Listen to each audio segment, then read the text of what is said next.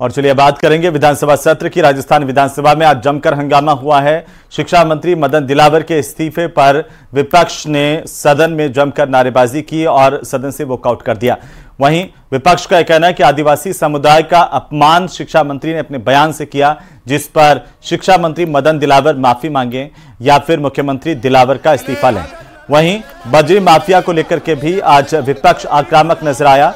नेता प्रतिपक्ष टीकाराम जूली ने मांग की कि बजरी माफिया के खिलाफ कार्रवाई नहीं की जा रही है। माफिया ने एक पुलिसकर्मी की हत्या कर दी कुचल करके और कोई कार्रवाई नहीं हुई। उन्होंने कहा कि शव अभी भी जयपुर में पड़ा हुआ है, लेकिन सरकार संवेदनहीन है। खनन माफिया के हौसले बुलंद है और इस पर सरकार जवाब दें। सदन में विपक्ष ने इन मुद्दों को लेकर जमकर नारेबाजी की। विधायक खुद कानून व्यवस्था का सवाल उठा रहे हैं। ये भी नेता प्रतिपक्ष की तरफ से आरोप लगाया गया और कहा गया कि सरकार के शासन में कानून व्यवस्था पूरी तरह से विफल हो गई है। इन तमाम सवालों के जवाब देने से सरकार बच रही है। शिक्षा मंत्री को पुकारा गया और उन्होंने फिर वही राग हल्पा दिया कि मैंने एक पत्रकार को ये बोला और हम सब आदिवासी हैं, चाहे वो कोई भी भारत में जन्मा हुआ है, वो सब आदिवासी हैं। और एक शब्द ये भी कहा उन्होंने कि मेरे मुंह से अनायास निकल गया। जो निकल गया उसके लिए माफ़ी मांगनी चाहिए थी, लेकिन उन्होंने माफ़ी नहीं मांगी। इसलिए हमारे नेता प्रतिपक्ष ने ये तय किया कि हम ऐसे शिक्षा मंत्री को और ऐसी सदन में हम लोग आज जो बाकी कार्रवाई है उसमें भाग नहीं लेंगे। आज सदन के अंदर जो कुछ हुआ और सत्ता पक्ष की तरफ से जिस प्रकार से मदन दिलावर मंत्री को बचाया जा रहा है, पूरा आदिवासी समाज पूरे देश का और आदिवासी समाज के साथ पूरा राजस्थान आज इस बात के लिए शिक्षा मंत्री से कह रहा है कि वो इस्तीफा दे, माफ़ी मांगे। और शिक्षा मंत्री विधानसभा के अंदर बयान दे रहे हैं कि वो बिरसा मुंडा को मानते हैं, प्रकृति की रक्षा करने वालों को मानते हैं, लेकिन माफी नहीं मांगना चाहते। तो वहीं भजनलाल कैबिनेट में मंत्री किरोड़ीलाल मीणा ने अपने पद से इस्तीफा दे दिया। गुरुवार की सुबह जयपुर में आयोजित कार्यक्रम में खुद इसका ऐलान डॉक्टर किरोड़ीलाल मीणा की तरफ से किया गया। उन्होंने साफ कहा कि सीएम ने उन्हें इस्तीफा देने से इनकार किया था, लेकिन वे इस्तीफा दे रहे हैं।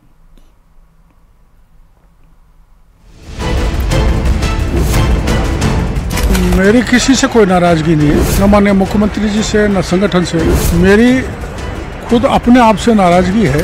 मंत्री पद से इस्तीफा दे दिया है।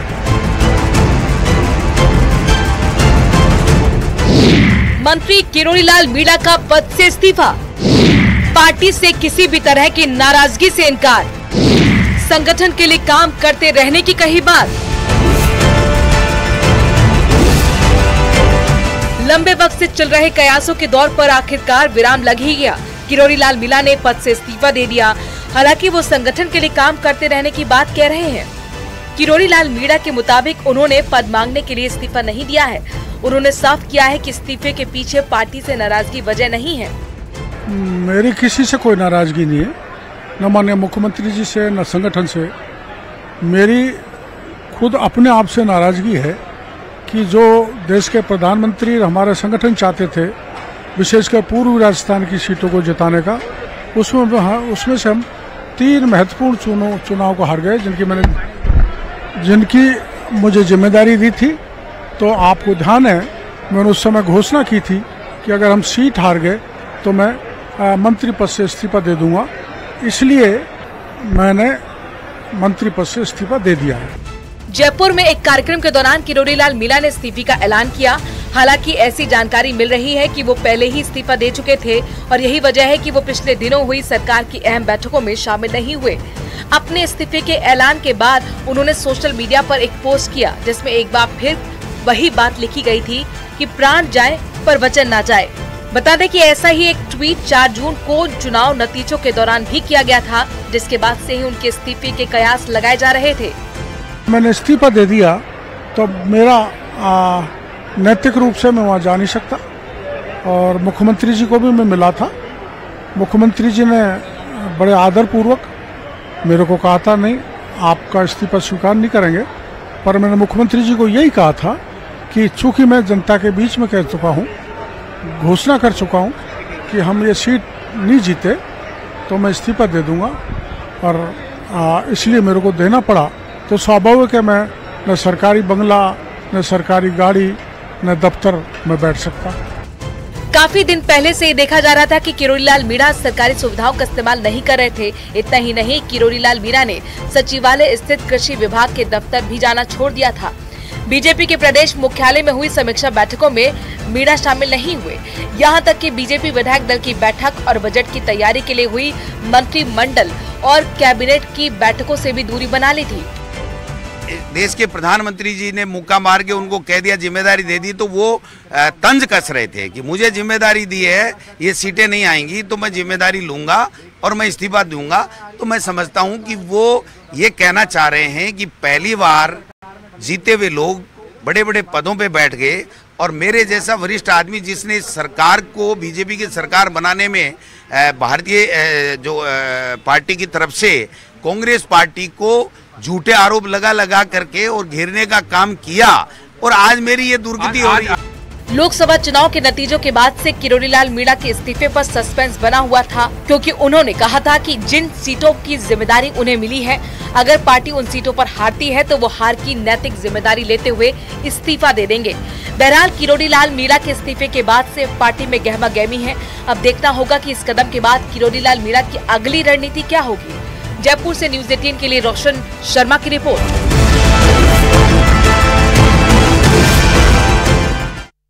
तो वहीं डॉक्टर किरोड़ीलाल मीणा के मंत्री पद से इस्तीफा देने पर मंत्री जाबर सिंह खर्रा ने बयान दिया। कहा कि डॉक्टर किरोड़ीलाल मीणा भावुक और संघर्षशील नेता है, पार्टी को उनकी जरूरत है। क्या कुछ कहा, सुनिए। माननीय किरोड़ीलाल जी मीणा बहुत संघर्षशील नेता है, बहुत भावुक नेता है। बीच में मेरी कई बार उनसे मुलाकात भी हुई, चर्चा भी हुई थी, और हमें अंदेशा नहीं था कि इस तरह अचानक वो घोषणा कर देंगे। अब मिलेंगे, उनसे बातचीत करेंगे, और हमारे परिवार के अग्रज हैं, हमसे वरिष्ठ हैं, संघर्षशील हैं, जुझारू हैं। पार्टी को और मंत्रिमंडल को उनकी आवश्यकता है, तो हम उम्मीद करेंगे कि वो हमारी भावनाओं का ध्यान रखते हुए निश्चित रूप से वापस मंत्रिमंडल में वापसी करेंगे। तो वहीं बाबा सूरजपाल का पेपर माफिया से कनेक्शन सामने आए हैं। बाबा सूरजपाल राजस्थान के दौसा में जिस हर्षवर्धन के घर पर सत्संग किया करते थे, उस हर्षवर्धन को पेपर लीक मामले में गिरफ्तार किया जा चुका है। आरोप है कि बाबा का दरबार और उसकी आड़ में paper leak mafia paper leak का गौरख धंधा चलाता था। पेपर लीक माफिया से जुड़े सूरजपाल के तार और उस घर की तस्वीरें जहां पर बाबा रुकता था, वहां पेपर लीक माफिया जो है वो किस तरीके से बाबा की आड़ में पेपर लीक का धंधा चलाता था, ये अब तक जांच में साफ हुआ है।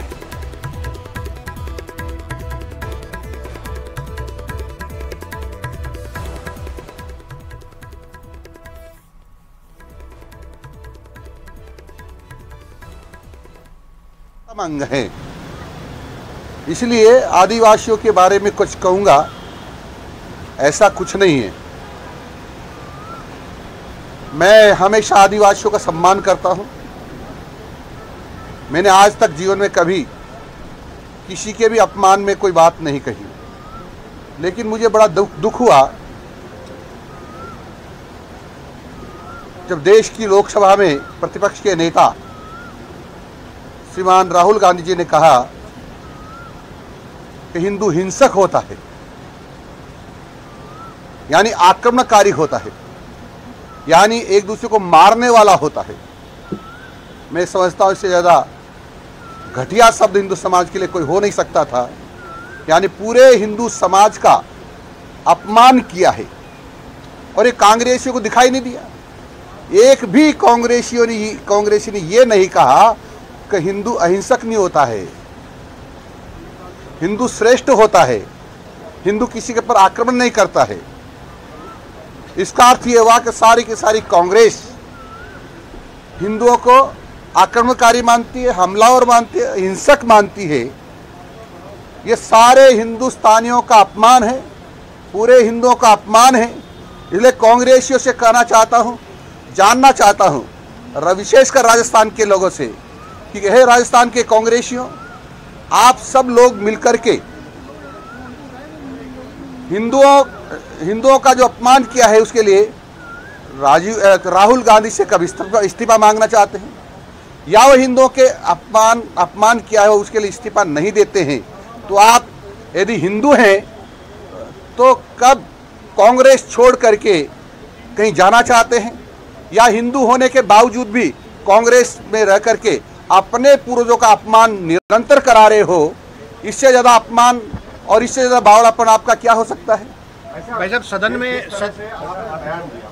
मामले का पटाक्षेप हो जाना चाहिए, उसके बाद बावजूद भी कांग्रेस के सदस्य लगातार नामाचोर खराब करते हैं, क्या लगता है सदन चलाने के बाद मिलता नहीं होता?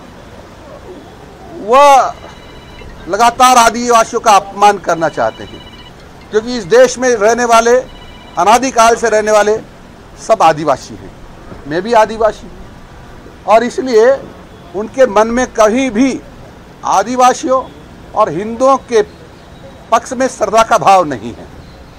बेटा, जो सदन में हुआ हंगामा भी हुआ और कुछ सदस्य जो सत्ता पक्ष के आपकी तरफ भी बढ़े, क्या था वो पूरा घटनाक्रम और किस कारण से वो आपकी तरफ बढ़े थे सारे? और उनका मंतव्य क्या था ये तो पता नहीं, लेकिन हाव भाव से लग रहा था कि जैसे कोई मेरे ऊपर आक्रमण करने आया, और बिल्कुल मेरी टेबल के पास आकर के आक्रामक रूप से बोल करके मेरे को डराने का प्रयास कर रहे थे। लेकिन मैं आज तक किसी भी इस प्रकार के नेचर वाले से नहीं डरा जो लगातार हिंदुओं का अपमान करते हैं, और हिंदुओं का अपमान करने वालों से मैं बराबर मुकाबला करता हूं।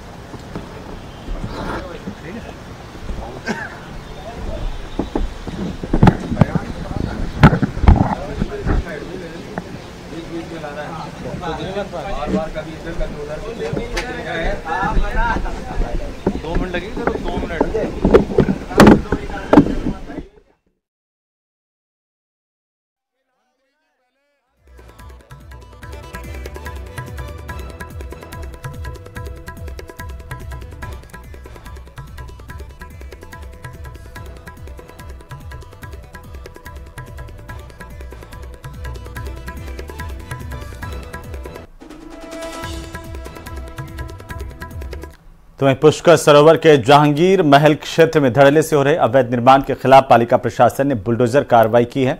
आरटीडीसी के होटल के पास में निर्माण को ढाया गया। दरअसल पालिका प्रशासन को जहांगीर महल इलाके में अवैध निर्माण की शिकायत मिली थी, जिस पर प्रशासन ने जांच की कार्रवाई की और जांच में 4 निर्माण इस तरह के सामने आए जिन्होंने नगर पालिका पुष्कर और एएसआई से निर्माण को लेकर किसी प्रकार की कोई अनुमति नहीं ली थी।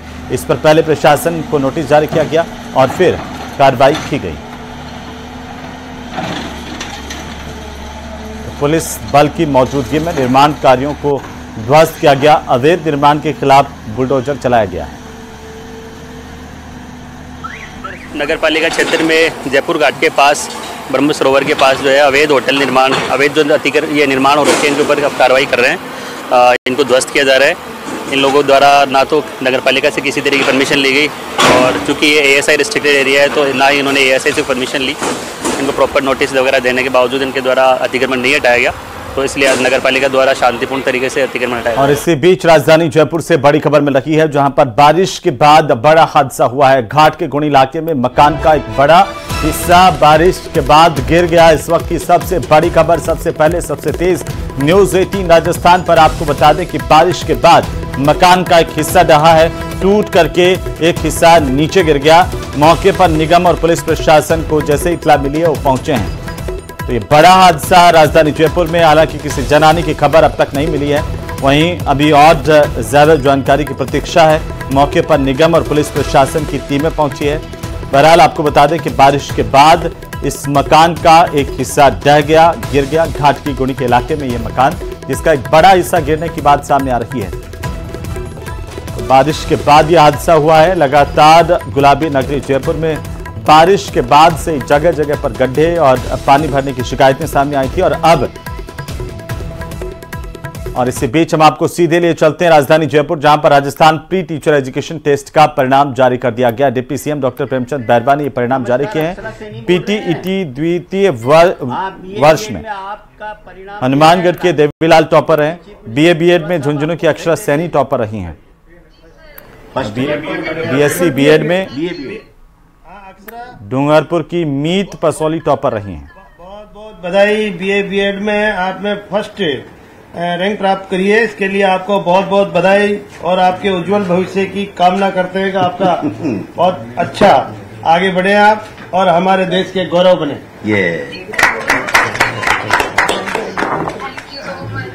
लो पीटीटी 2 साल का तो नहीं नाम।